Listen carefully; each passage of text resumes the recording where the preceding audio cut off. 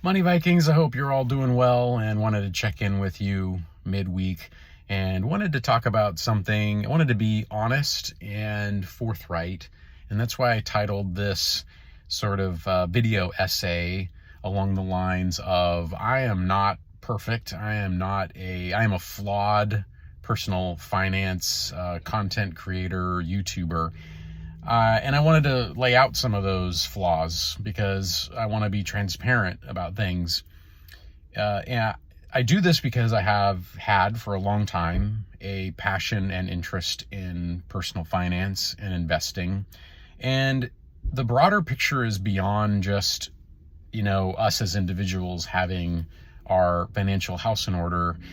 I saw firsthand that when people just don't have a healthy relationship with money and when they don't understand or have the tools or the knowledge to build wealth, their life turns out worse. And that ripples through a society and a country. So it really ends up impacting us all. When those of us as individuals and we're raising families or whatever it might be, if we're not being financially healthy and we don't have the tools or the skills to invest appropriately, and we don't have the psychological, I don't know what it is, the psychological health or strength to build wealth, that impacts everyone. Because when there is a problem or a disaster or a health thing or whatever might happen, we don't have the ability to be there for other family members if they need help, or our community, or even ourselves, right? So I'm just trying to give you some broader concepts there. And that's kind of why I've geeked out on this stuff for quite a while. I mean, Jerry and I started blogging, now it's been since like late 2017. So it's been a while. And we were friends before that and very interested and always talked about investing before that. And all the different vehicles and risk management and what are some of the new opportunities, what are we seeing in the future, how to adjust things for the economy, what are some great ways to get your priorities straight, have a good psychology of wealth, a good psychology in terms of your relationship with money. So I'm just kind of laying it out there. This is not a polished, as you can tell, I'm recording this from a car. So this is not a polished video in any way, but it's going to be an honest take. So there's been things that I've done right, and there's been things I've done wrong when it's come to personal finance. I think the important thing that we talk about a lot, and it's critical, is that we are learning from our mistakes and we're adjusting course. And there's always hope. I just want to put that out there. There's always hope. And sometimes it feels really daunting. I mean, especially debt. Some of our initial articles were about strategies to tackle debt. And the more and more I've talked with people and worked on it in my own life, debt is such a psychological thing. A lot of people that are in massive amounts of debt, they won't even look at it. They can't even look at it.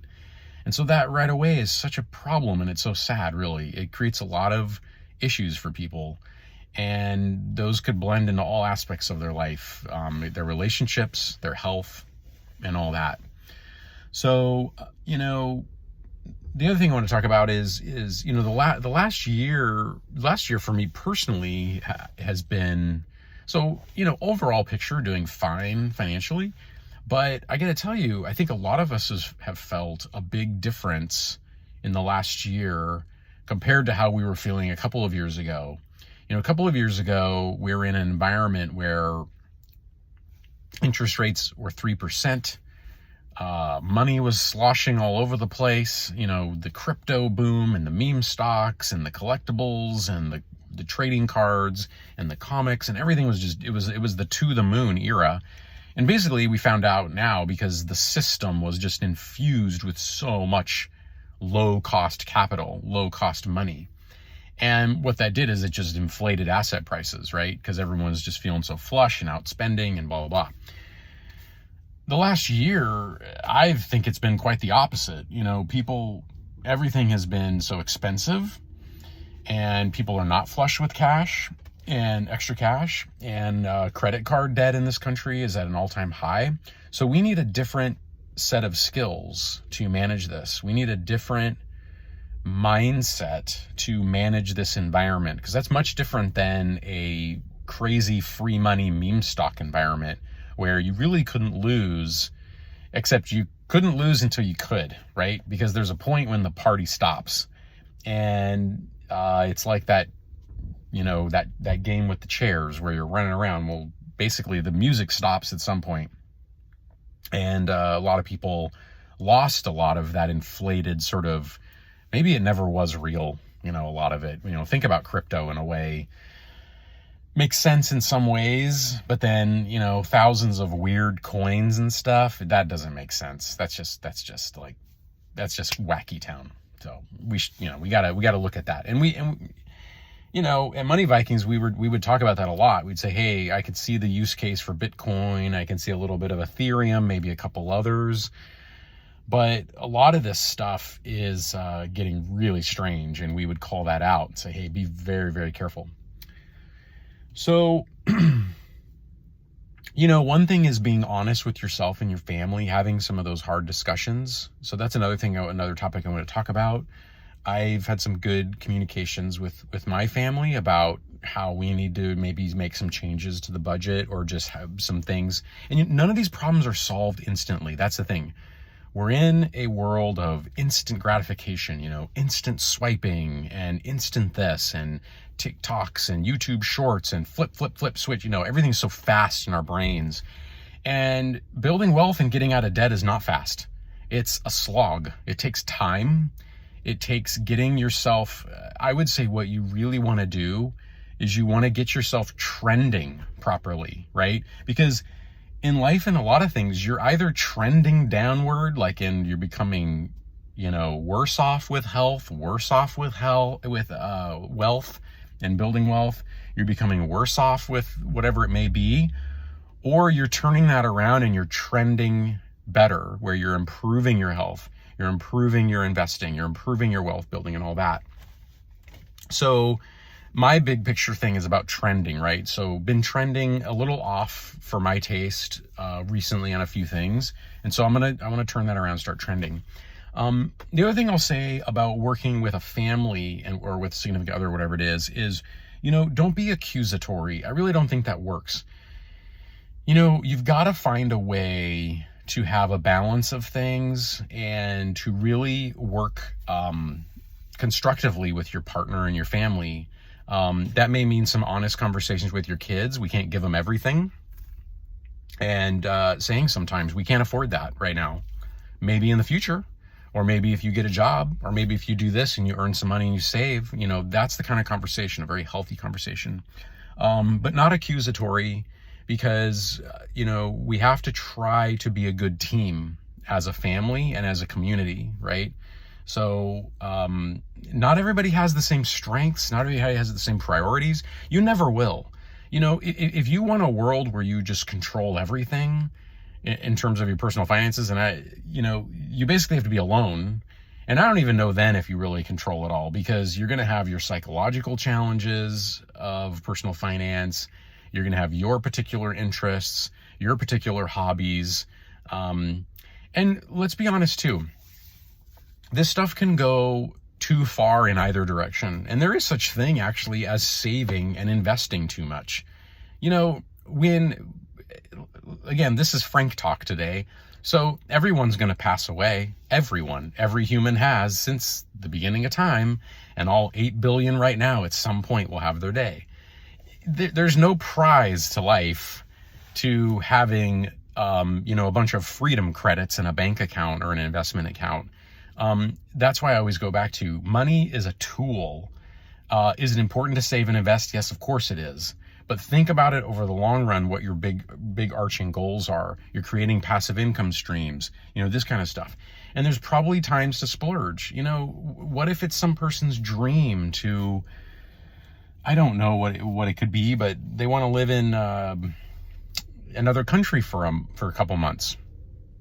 And let's say the trip's going to cost $25,000 or 30, it's a big ticket thing. But let's say they save for like a decade, they save for 10 years to fulfill this dream. Well, maybe some financial planner will say, oh, that's not in line with your long-term retirement goals. Well, you know what? That's kind of an example of screw it. I mean, go do it, go enjoy that great experience. That it's a tool. Money is a tool. So that was one thing I want to talk about, and talk about communicating with your family. That's important. As many folks, I want to really thank you all for watching and subscribing and checking out our content, because we're really passionate about it, and it means a lot to us, to Jerry and I, and I do appreciate that. So with that, just continue to try one day at a time. Think about how you're trending. I think that's really critical here. Think about how you're trending. Are you trending in the right direction? And at the same time, are you carpe diem? Are you enjoying the present day, present relationships and all that? So those would be some key questions I would ask myself right now. And, the other thing, again, is that no one is perfect. I'm not perfect. I have not made perfect decisions when it comes to investing. I did a video on some of my biggest mistakes, some penny stocks, probably going a little too far, let's be honest, with the collectibles and stuff like that. And I do really still enjoy my collectibles, and I'm going to do more content on that. But there was a point where I had to look in the mirror and say, hey, am I spending too much on magic cards? We really need to think about that. Again, that's not the goal of life, is to have the most magic cards. Like, you don't win that way. Maybe it is for a few people, but not for me. Is it enjoyable? Is it a fun game? Yeah, it's a great game. And do I like the art? Yeah. I don't like where, Hasbro's taken it lately. And I was talking to a comic book card shop owner the other day, and he was telling me that one of his theories about Magic right now in Hasbro is that the company is trying to respond to people's attention spans, and the modern attention spans are so bad. People have no attention span anymore. It's been destroyed. Our attention span has been rotted away by social media and TikTok and swiping crap all the time, that there's no attention span, so that basically they have to churn out like a new product every month. And for some of us, it's just turned us off. We're just over it. So we really backed off, so as you can see. So, hey, I like to keep these videos pretty compact, around 10, 12 minutes. So hope this helps. That's our goal. Thank you again. Appreciate you liking and subscribing and all that great stuff. And we're going to continue to think about money and investing, personal finance, health, and all that stuff, and add value to all of our lives, and be good to each other and be good to yourself. That's all I can say. So thanks again. See you on the next one.